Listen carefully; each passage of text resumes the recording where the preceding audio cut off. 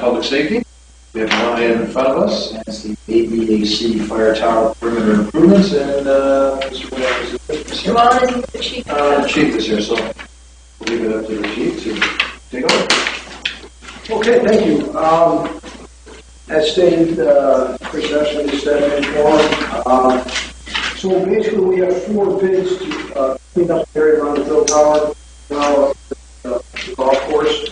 Out of the 4 bids, we have the lowest bid, which is less than half of the other bids. And the reason for that is the other bidders were construction companies, not tree companies. So the good news is we have a low bid. We have a company that we've done business with before. We've done business with the golf course, and I have certainly been happy with their work. So there again, I think the good news is we have a contract that we're familiar with, we're happy with it, we're the lowest bidder. We have 17,511, we have 59,500, 44,414. So, all right, that's what we are. Our lowest bidder there again is somebody that we have done business with in the past. Now, the trees surrounding that perimeter have come down and damaged the fence on several occasions. As you know, it's a fairly well-traveled area. The golf course sometimes in an area up, but it's a big safety factor. We're looking to bring back the trees 15 feet or so. That's about any questions on this? Not to walk by your lowest bidder if somebody's done business with actually what David, I did have concerns about the bid being so, again. Well, if it was somebody that we're familiar with, Right, then we're we're a good. little more concerned, but I see it's a very familiar company. Good. Very good. All right, any questions or concerns? Ms. Perez, I will second. All in favor, say aye. Thank you. Who will be adjourned? I have something. Did the letter go out to the county and the fireworks? Yes. It did? Yes. Approximately when? I believe the game. July 22nd. Yeah. July 22nd. Okay, thanks. Thanks, Chief. Okay, this is actually was the same day as the article. What happened was we had the wrong date stamp with the mayor signing, so we had to redo all our stamps and it's. I found about it right away. I do it. All right, anything else to come before public safety? Now motion to adjourn. Here. Second, all in favor, say aye. Thank you, we are adjourned.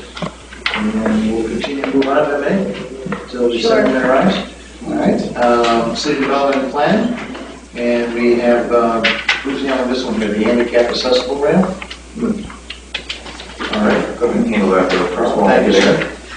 Yeah, this is just, a citizen would like to put up a handicap accessible ramp in front of a building located at 1338 Woolsey Street.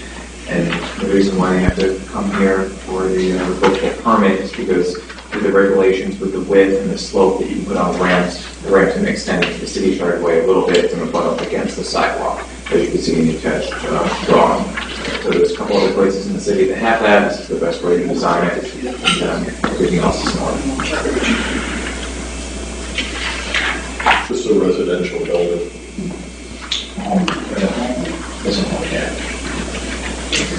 Any other questions on this?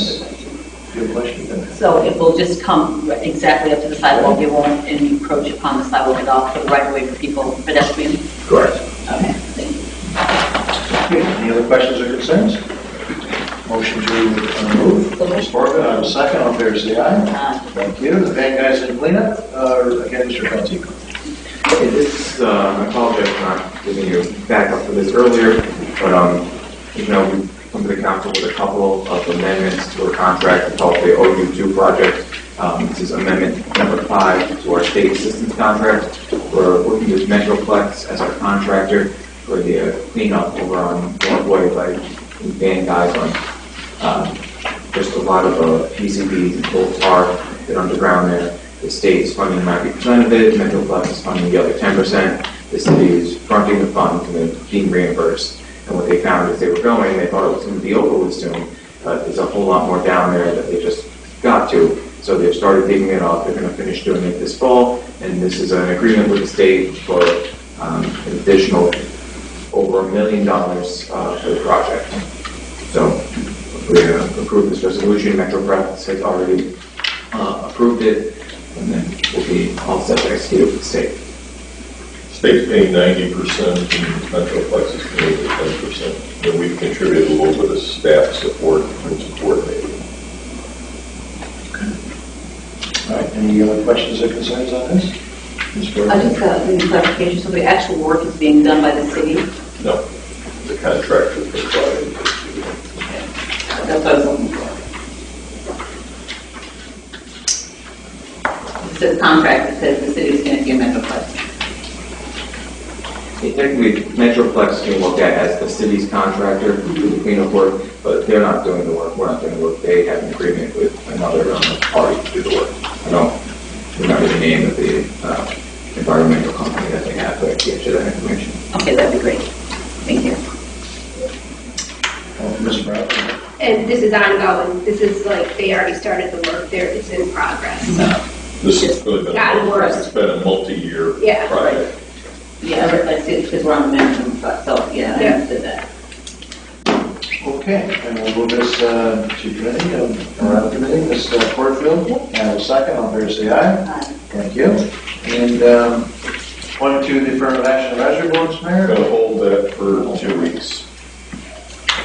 Over 2 weeks. Thank you.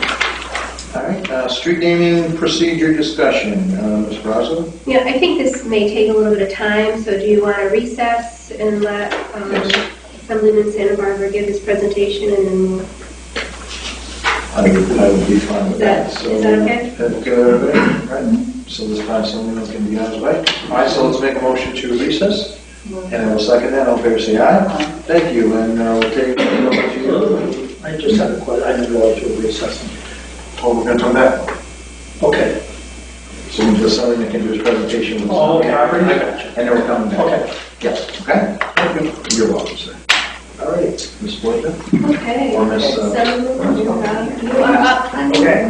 Not sure Talk to us about zombies. Okay. Can I do that? Absolutely. Thanks for, Mayor and members of the City Council, thank you for the invitation. As you know, the zombie property issue is something very real that affects not just cities, but municipalities all across my district. In Amsterdam and Schenectady, Rotterdam, you name it, there's a zombie property issue. And we've worked over the years to establish meaningful legislation to help combat, Brian's passing on some information, combat zombies at all levels. We call them zombies because that's been the takeaway value from our neighborhoods. And we've been trying to find funding, but we're also trying to pass legislation. And this package of legislation that was worked on throughout the year finally did pass both houses and became a reality. And I'll explain that a little brochure in just a second. That's the second level of combating these zombies. But the first part that I want to talk about is a series of bills that sort of attacks this problem on multiple levels. This series of bills requires banks to maintain vacant properties. That's one of the problems we're having, is that the banks have foreclosed. And you see these properties just decaying. And there's one right next door to my parents' house in Rotterdam. And my father's been trying to buy it for years and years and can't even find who owns the property. That's part of the problem. You can't even find who owns it. There's no database, there's no registry. So it's something that I think people are willing to invest in these properties, put them back on the market, whether they become for sale by owner or whatever the case may be. But the whole point is to get them back into ownership so that somebody's taking care of them. And unfortunately, the cost falls due that. So you have to go, people call and complain. I get calls from my office that we route here, that we try and get these properties maintained. It's not just a question of appearance, but it's also, my parents have a nice little garden. You know, these rodents and things that come across the property line because nobody's in the house. And as time goes on, the properties get worse and worse to the point where they have to be taken down and they can't even be repaired at all. So this series of bills requires to maintain these properties, and I highlighted a few of the things. So it imposes a statewide duty of mortgage lenders and bank owners or their agent, sometimes it's just agents, to maintain these properties during the foreclosure process and after the foreclosure process. It also requires periodic inspections to determine whether the properties have been abandoned, so we can go in there and find out if they have been abandoned or not, which we couldn't do before. Creates penalties, this is another important piece, creates penalties of people that don't maintain these zombie properties for days, months, and years, and those funds will go back to the municipality so they can draw on those funds. So it doesn't fall to the municipalities and the taxpayers to maintain these properties. So that the banks are going to be responsible. But the important thing is to identify the banks. So when they are going to go into foreclosure, there's going to be a database. That database, banks and lenders are required to report the property when the foreclosure begins, so that we know, no question about it, it's Bank of America, whatever the case may be, we know who it is, and we can go after those people, so we don't have to search and devote resources to even identifying who owns the property. What I've established, in addition to these laws, let me just go through the rest of them. Also requires when a foreclosure process begins, there's a Bill of Rights for the homeowner. So a lot of times they don't have to leave the property, and they thought they did, so they would leave the property. Years will go by for the foreclosure to even materialize. In the meantime, it's 2 or 3 years, the property's been abandoned, someone's out of a house, out of a home, there's no settlement, nothing's happened, and the property just sits there, and the inventory has gotten so large of these banks that, a lot of times they don't want them either. Some of the banks that I've contacted, they want to give the properties away. Nobody's been able to find them or contact them. They don't want them either, but the process is so broken that nobody can find them, and the properties just sit there. So that Bill of Rights will be very critical to homeowners to have it, so they know how long they have to stay in the property. Also, those settlement conferences to find out if there's a way. As I said, the banks don't really want all these properties. Their inventory is very high. Sometimes they can work out a way for them to stay in the home and not necessarily have to go through the foreclosure process. The 1-800 hotline is already up and running. You can call my office. People have called my office to report the zombie properties, because we do need people's help. We've got the fire department, the police department. People are starting to report these properties. I put out this informational piece that describes all these things. But also, if you see, I've gotten hundreds of these back that we have passed along to the Department of Financial Services to try to identify which banks own these properties. And over time, we're trying to get them to come back now on the properties that are already abandoned to maintain them. So the more we can get the public to help us, because a lot of times, let's face it, you don't know. You don't know until the property starts falling apart, and then you say, hey, that might be a zombie property. So what I'm encouraging people to do, and it highlights the bills as well, is, and I've done this very successfully in the town of Rotterdam. We'll bring me here in Schenectady. We're unveiling this in the city of Amsterdam as well. Is if you see something, say something. It may or may not be. I don't know if it's a zombie property. Let us check it out. So give us the information. They authorize my office to contact the Department of Financial Services on their behalf, reporting a zombie or abandoned property. Let's try and track down the owner. In Rotterdam, the supervisor's been working with us. We developed quite an extensive database to this program of identifying where they are, who owns them, who we can go after. And, the laws were not in place back then, but we can at least contact the banks and say, hey, you've got 30 properties in this neighborhood. What are you going to do about it? Because people are going to know that, and I'm using Bank of America as the name that comes to mind, but not trying to single anybody out. But we know Bank of America owns these 30 properties. What are you guys going to do about it? Because you are part of the community. We use your bank. Are you going to take care of these properties? That's why I'm calling it Be a Good Neighbor. Or are we going to have to pass some more laws to make you guys do the right thing? So I think we're trying to attack it on all levels.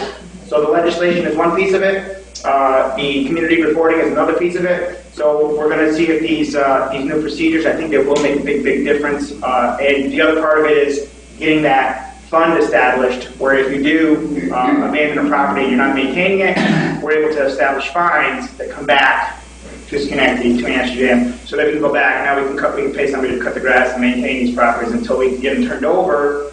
There's a lot of people out there, we talk about youth build, we talk about Habitat, people that want to take these and believe it. They want to fix them up and put them back into the community, but if we can't make that connection, we can't make it happen. So that's what these laws are about. I have Brian here that can answer any technical questions on it. I can take some questions now. I do have to head to Amsterdam for that sewer problem in just a few minutes here, but I have a few minutes to take any questions. Yes? Yeah, Assemblyman, is this going to address when the bank starts a foreclosure but doesn't finish it and doesn't take title? That's where the problem, it seems like we're having in the city of Schenectady, where nobody owns it. It just goes back to the person that's title to who's abandoned the house already. They've already moved out, they could be in another state, they could be dead. You're saying before the foreclosure process takes place? They start the foreclosure, but they never actually take title, so they're not actually the owner of the house. So yeah, they're in limbo. They're kind of in limbo. Well, if the foreclosure process begins, all these laws are going to take effect. So you got if the family's still there, or if the owner's still there or not, they'll have to at least try and track them down, do a settlement. But at least we'll know the reporting process will take place. So if that happens, we're going to know Bank of America owns that property.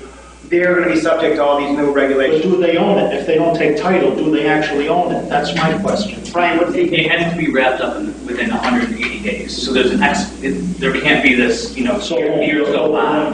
Right. There's 180 days of which it has to happen. And your concern, I know, was brought up during debate on this bill, these bills when they pass. That's something that a lot of people have brought up because they call it limbo. You're in limbo. Nobody knows, is it here or is it there? So this is an attempt to sort of clean that up. Obviously, the bank doesn't want to take it because then they're going to be held responsible. And a lot of times, like I said, they don't want the property. They've got too many of these. They don't even want them. So, a lot of times we call, does somebody want it? Because, we're willing to sell it right now or give it away or donate it somewhere. So we're finding that when these are reported, that's what banks don't want these. They've got too much inventory. They don't want to see the property fall apart either because now they got to go through the process. It costs them money just to get through the process. And if it's been too long, they don't want it.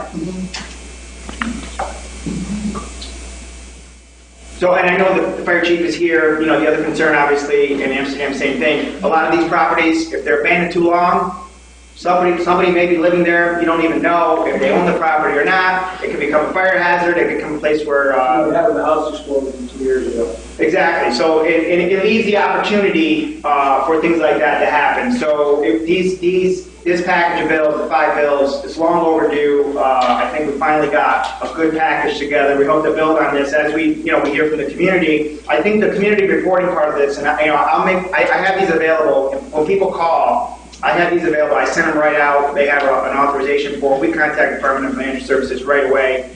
We literally have hundreds of these that have come in just in 6 weeks or so, and it's a growing number. And I think the more people know about this, the more they report. On my Facebook, I get messages every day with addresses, and I send it out right away. People are very diligent to respond back because, and like I go back to my parents. They have a house that they maintain. They're doing the best they can. And next door, there's a property that was not in bad shape a few years ago.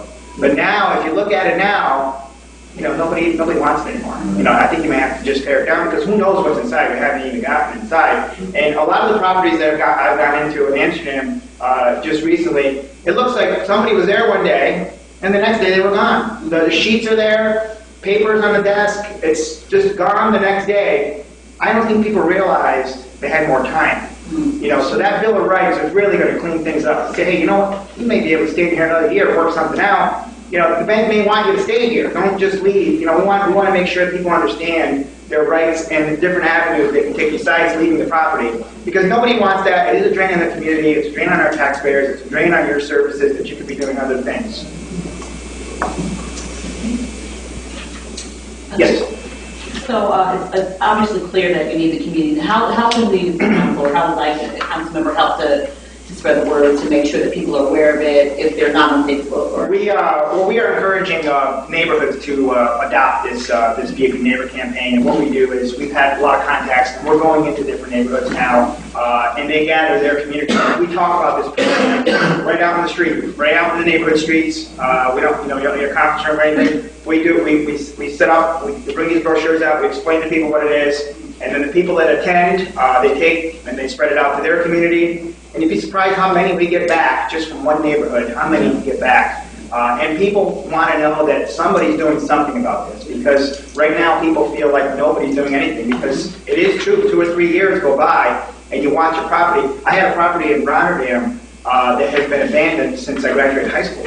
So it's been there for a very, very long time. And we found out who the owner was. I forget. It was not one of the bigger banks. It was a lending a lending company, but we're able to contact them and let them know, hey, people are looking at this property.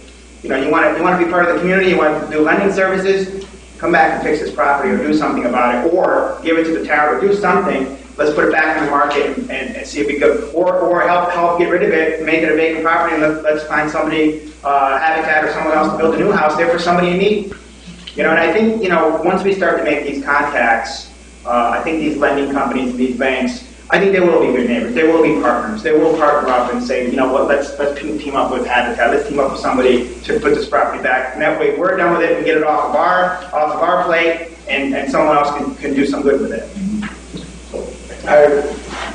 Thank you. So are you sharing this information with the local municipalities, our code enforcement offices and so on? Because we're partnered with, 3 or 4 code enforcement agencies, including the city of Amsterdam, am I correct? Working with other cities to Right. standardize some of the terms in code enforcement and some of the data collection that hopefully will be used as part of a statewide registry.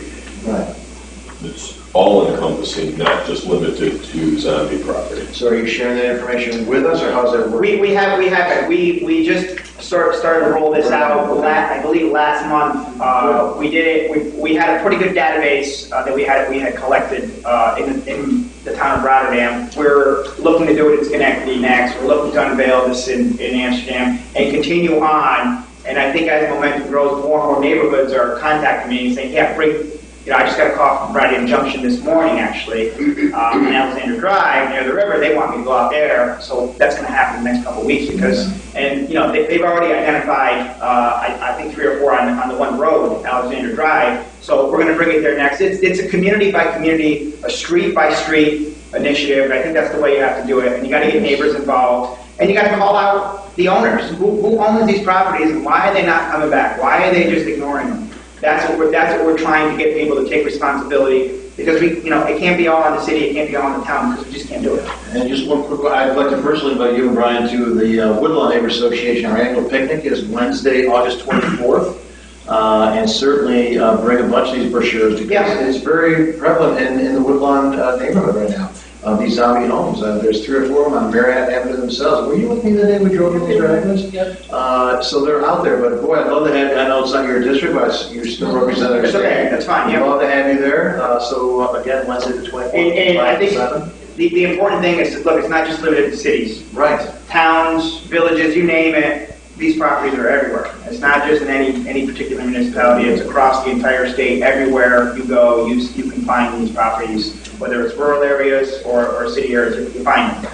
So it's an issue that everybody, I think, has finally, you're looking for solutions, and I think this is the start of it, but encourage, Woodlawn, and encourage people to get involved, because that's how we're going to make a difference. And, once we get, we're looking to get, I think once we get to we're close to getting 1,000 of these complaints. Once we get 1,000 of them, that's a pretty big number. We're going to figure out what banks are the biggest offenders, and, we're going to start making some calls, and we're going to start going after them, saying, hey, you got to come back and do something about this.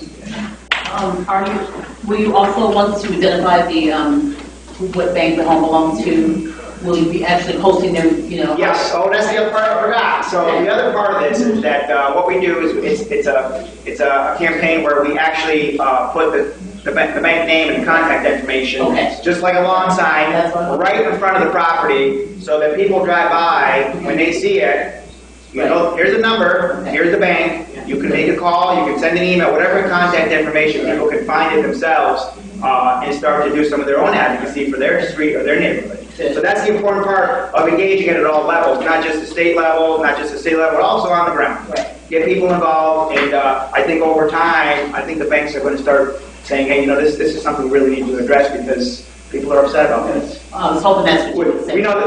The city council hears about it, but the banks don't hear it.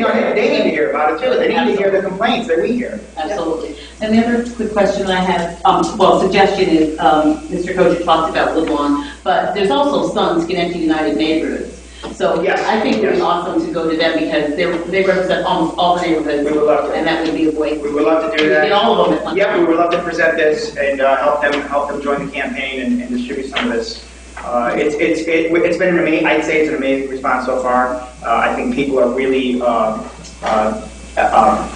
motivated to engage this and do their own advocacy. And I think getting the community engaged is really going to make a difference here. And, the laws, they're great, they're going to make a difference, but getting people to contact these banks, making the complaints to the Department of Financial Services, and we do all the work for them. We have them sign an authorization saying, yes, this person identified this property, we want you guys to check it out. Okay. So, they don't have to, we can do it for them, they can make their calls, there's many different ways we can do it. Clearly, this has been an effective tool, but do you have any plans to do anything electronically, like through your website, where we might be able to send out links? Yes. Where they can do the form? I have all this on my website. You don't have to do it by paper. You can do it electronically. If you go to my homepage, this little box will show up. You click on it. The Department of Financial Services form is there. If they want to authorize me to do it, there's another box. They can do that. They can just say, go ahead. I'm giving you the authorization to complain on my behalf, and then we go ahead and do that for them. However way they want to do it, electronically, paper, by phone, we'll get it done one way or another. We just need their voice. So we can put the link on the city website and share it through social media? Yep, absolutely. Great. All right. Well, thank you for having me. Thank you for the invitation. Any questions? I'm right across the street. Okay. Thanks, everybody. Thank you. Thank you. Okay. Take care. Take care. Thank you. Thank you. Thank you. Thank you. All right. Moving back to the city development, is that okay? Okay, so we'll reconvene the committee on city development and planning. All right, and we have item number 4, which is the street naming procedure discussion.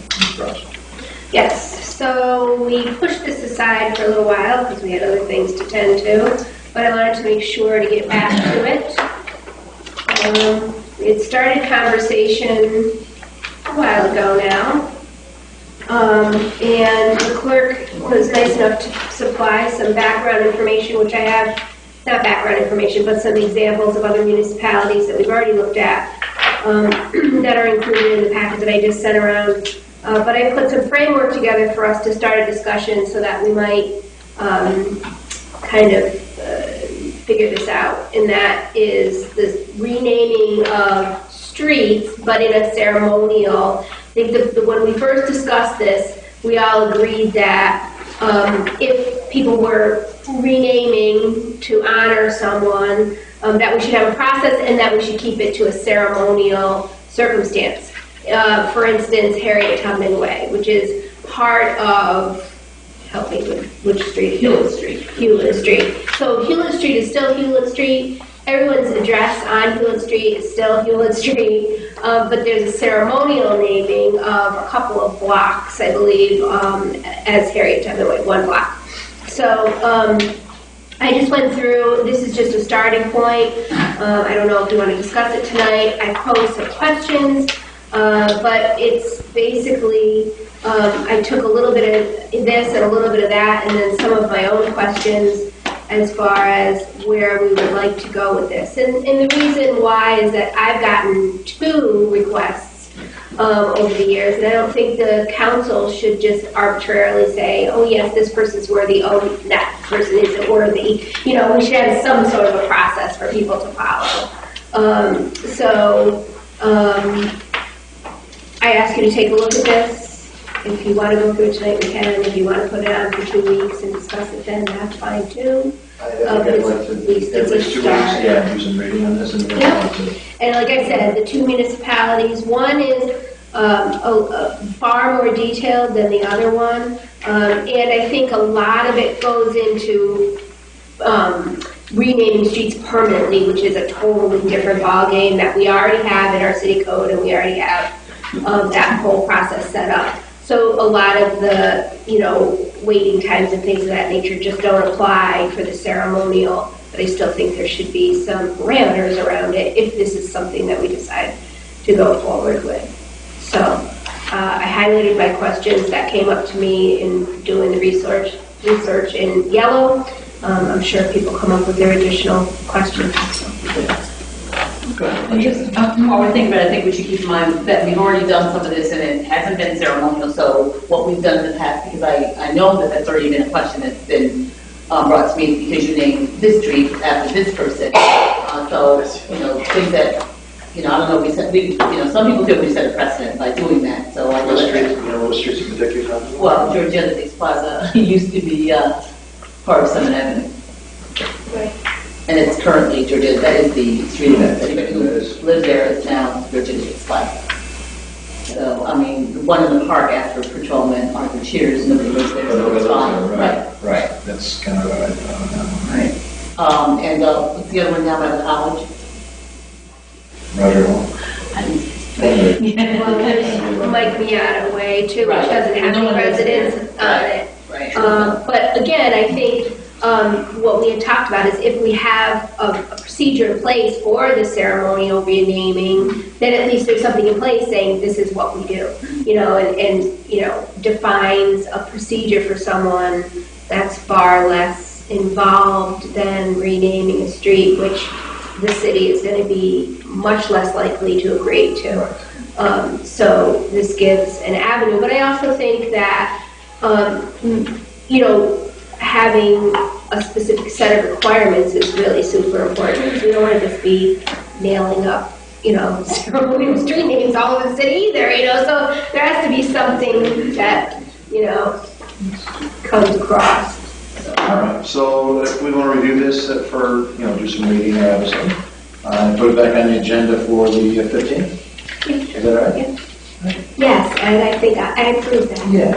That would be, well, you're not, you're on this committee. Are you on this committee? No, I'm not.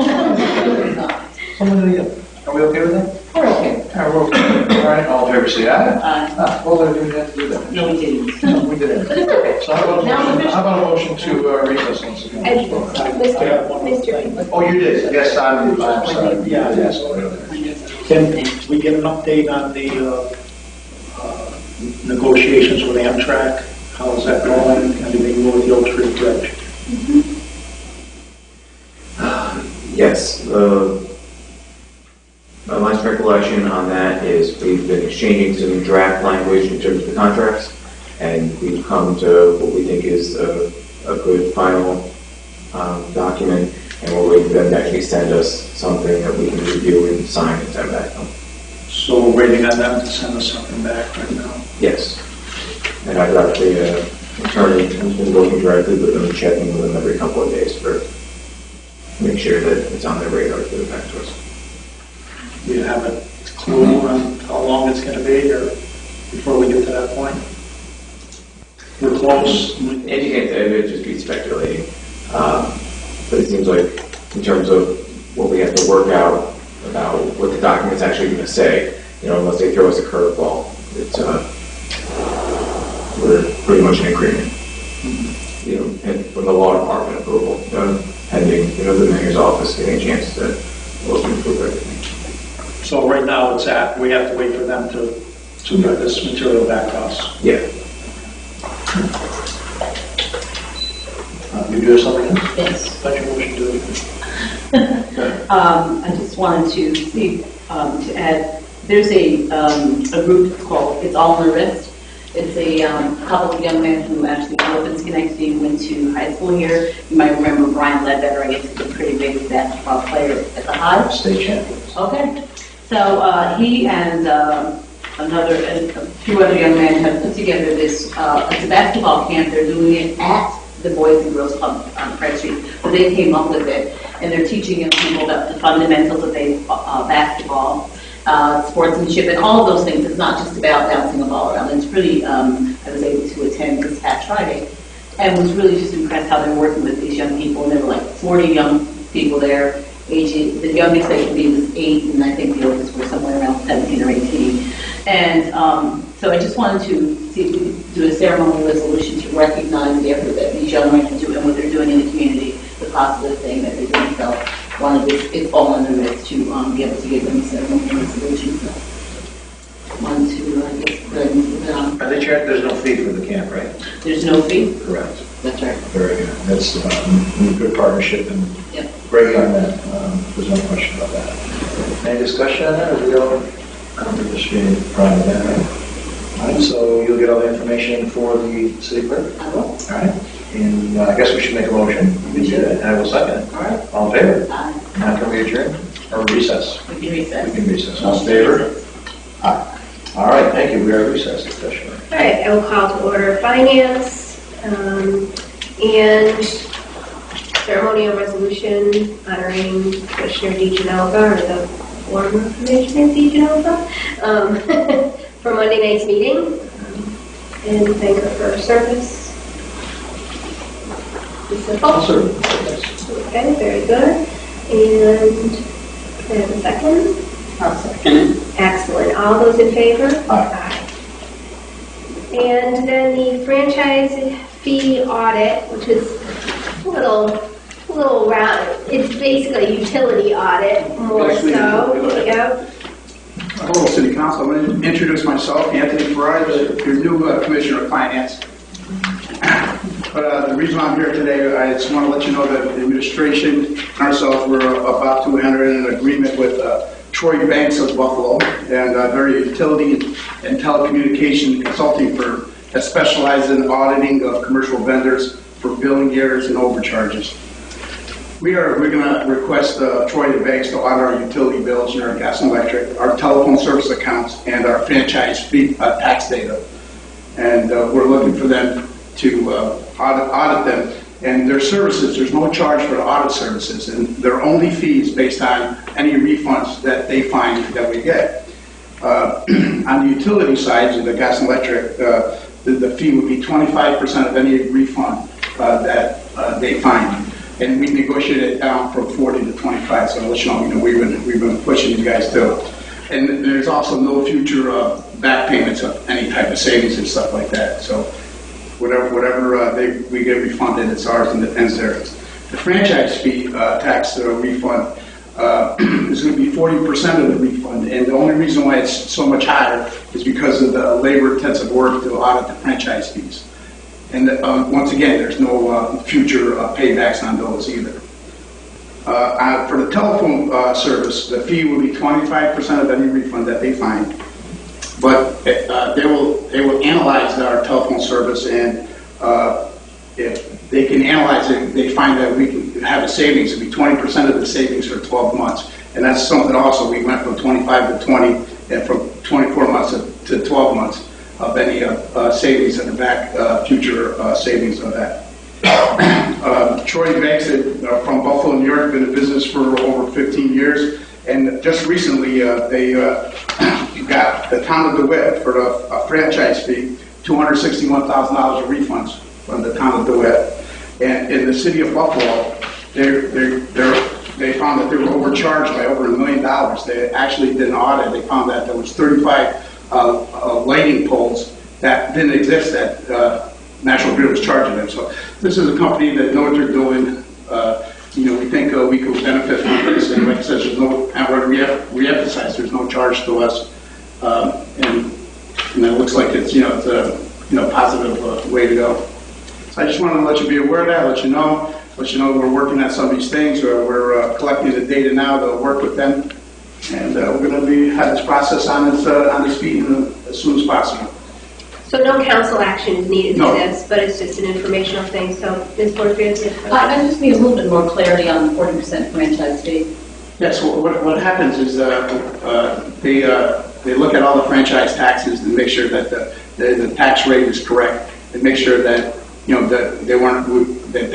that they paid us the correct amount. If they did it, then the refund.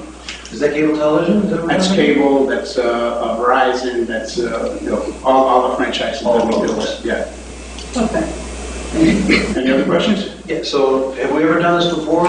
We did it back in 1999. We did this. That long ago? Yeah, and in fact, we got from National Grid, we got over $370,000 back in 1999. I can't remember that. Didn't we have like their charges for on Route 7? Yeah, charges, yes. Yeah, and some of the lights go there on Route 7. Yeah.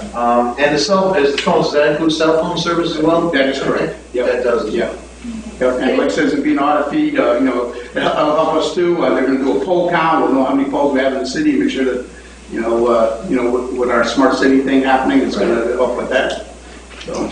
And I believe when we discussed it, it's also retro, correct? So Yes. in other words, if they're charging us for something for the last 20 years, I think it goes back 6 years. 6 years. Oh, okay. Yeah. Retro to 6 years. Well, that's good. Yeah. Very good. Okay, well, very good job. All right, thank Welcome you. aboard, sir. Thank you. Okay, is there any other business to come before finance? Motion adjourned. All those in favor? Aye. Great, we're adjourned. Thank you. Call order Public Service and Utilities, and one item on the agenda, the final review, the taxi ordinance amendment. We had 2 people speak at the public hearing, and did anybody have any questions or comments from the public hearing? Looking back on the proposal that the owner of Electric City originally sent us, or the request, and why we started looking at all of this, although we kind of had it on our wish list to look at anyway. One of the things that came up during the public hearing is that 30-cent fare versus the 25-cent per quarter mile may be difficult as far as just, working up the rates and having odd rates come out. And clearly also, and I've expressed this before, not having raised to the rates in 16 years, and then, certainly increasing all of the fees that the companies are paying as the cost of doing business.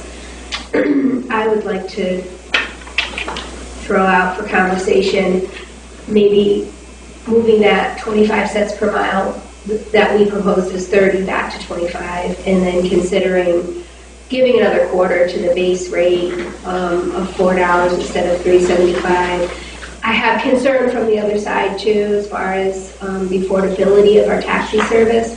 But as expressed before, the amount of raising the cost of business that we did, I just would like to throw it out for the council's consideration. That we just massage that a little bit. Any thoughts on that? I thought he made a very compelling argument during his statement. I'm in agreement for it. I don't. We're raising 16 years, just the cost of doing business in that time. $4 is actually not enough. No, I think it's a reasonable request. And as you said, he did make a compelling argument, and I'd be willing to make that change. No, I'm actually opposed to this. First of all, I think we're going about the process entirely the wrong way with setting a fee. We should be setting a minimum standard for the medallions, auctioning them off. We don't have any information as far as how changing the fees will be, what the how it's going to impact the Medicaid situation.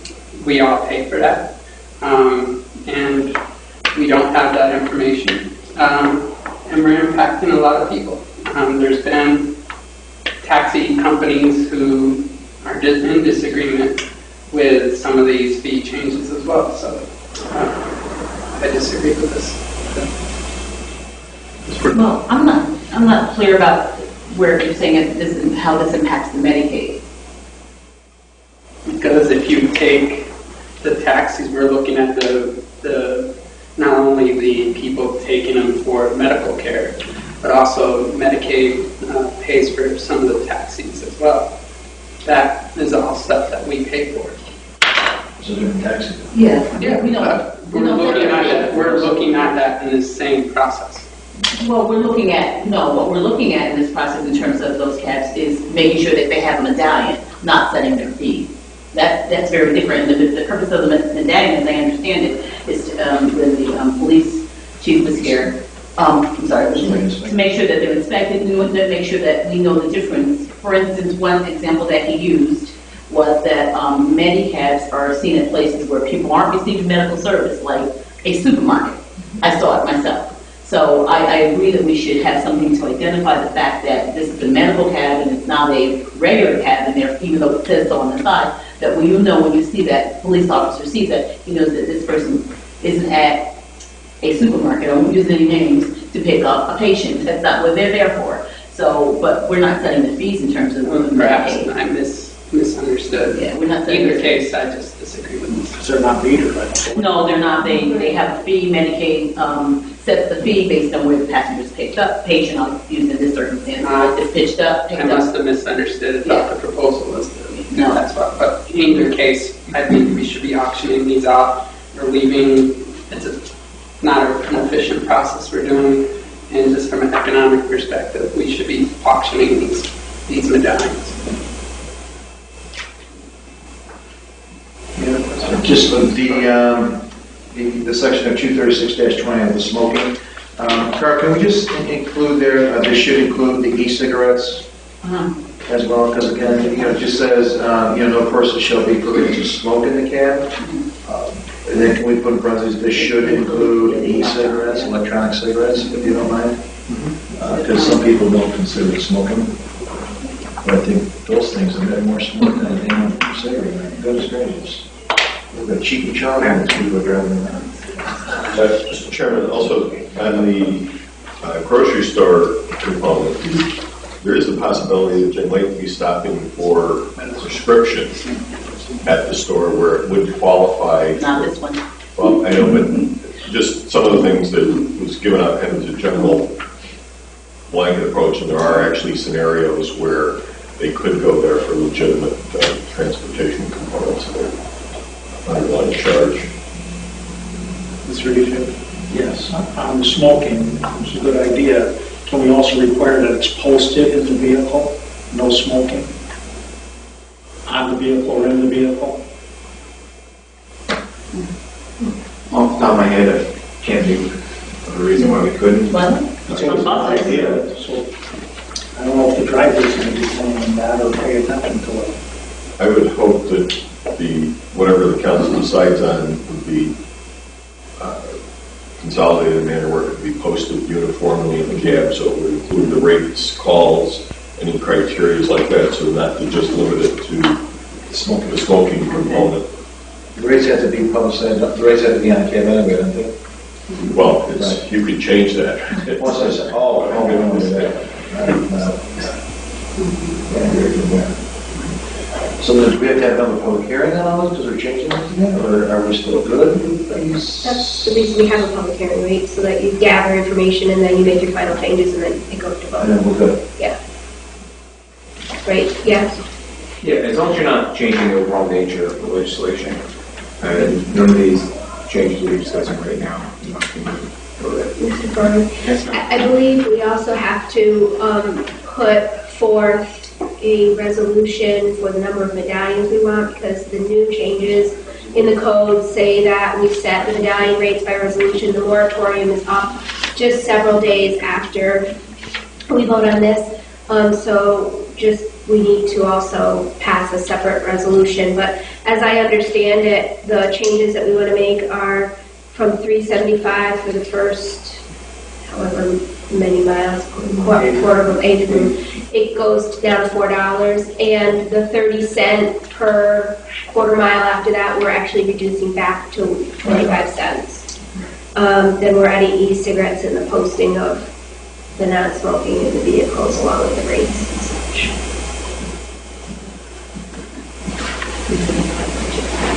Right. So we need first the vote to amend our ordinance.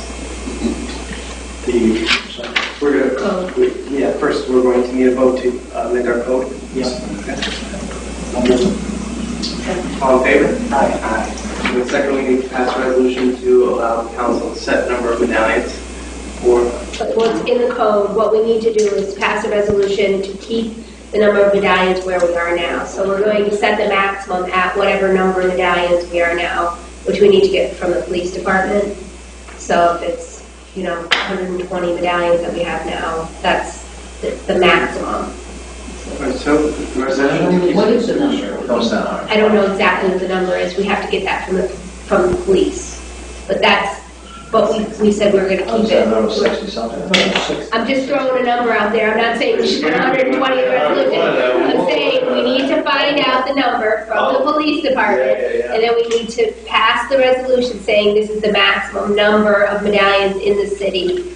So we can pass the resolution finding that number. Yes, Mr. Falatico, I bet we'll get that number from the police department for us. This is working. Are all the current medallions that are allowed taken at this moment? This resolution.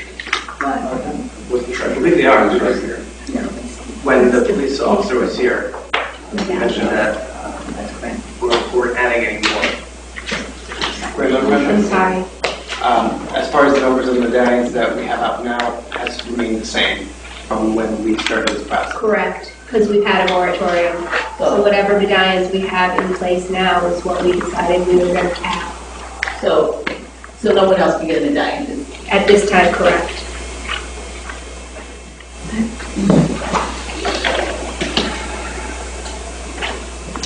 I thought that I didn't understand that we were just happy. I thought we were looking at, I don't remember the number. I just don't remember the We had number. come to consensus that we were going to keep it at the same number. If we want to change that, we can change it via resolution, but the moratorium is going to expire, and then we have no control over the amount of applications that can come in. But that was what we all came to agreement on, was that we were going to stop where we were. We were going to change the code to allow us to change the number by resolution, so it would be a faster process for us instead of changing the entire code. But we did decide by consensus that we were going to do that. Now, we can put it out for 2 weeks if you want to look at the number of medallions again, but we need to pass this resolution tonight, or else the process is wide open and we have no control over it. We can change it, we can change. We can change, but via resolution, yes. That's what she said. It was a freeze already. We can change it afterwards. Correct. Otherwise, I mean, am I remembering it incorrectly? I thought we all came to consensus on that. You are Okay. Because it was based on the recommendation By the police officers saying that we had enough right now, and that we would revisit as the casino came closer with influx of people and things of that nature. So will anyone vote for that resolution? Yeah, as long as we have that number, because I just can't remember that number, and that, I don't know. You'll get us a number of county. Yes. Yes. yes. He said yes. We moved it. I'll move it, as long as we don't get Moved by it. Mr. Riggi. If I can get that information before Monday. Yes, right, we get the information, seconded by Ms. Porterfield, all in favor? Okay, so we have two, the clerk had a question. Sure, yeah, I just want to be clear on what is where. The ordinance will still include the rate for rides and the medallion cost. Correct. And then the resolution is simply establishing the number of medallions. Correct. Okay. And the code was changed to say that the council would set the number of medallions.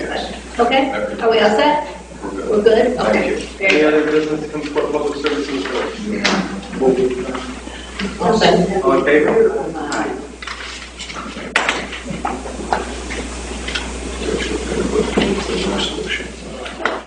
Call for the claims. For motion to go into executive session. So, All in favor? aye.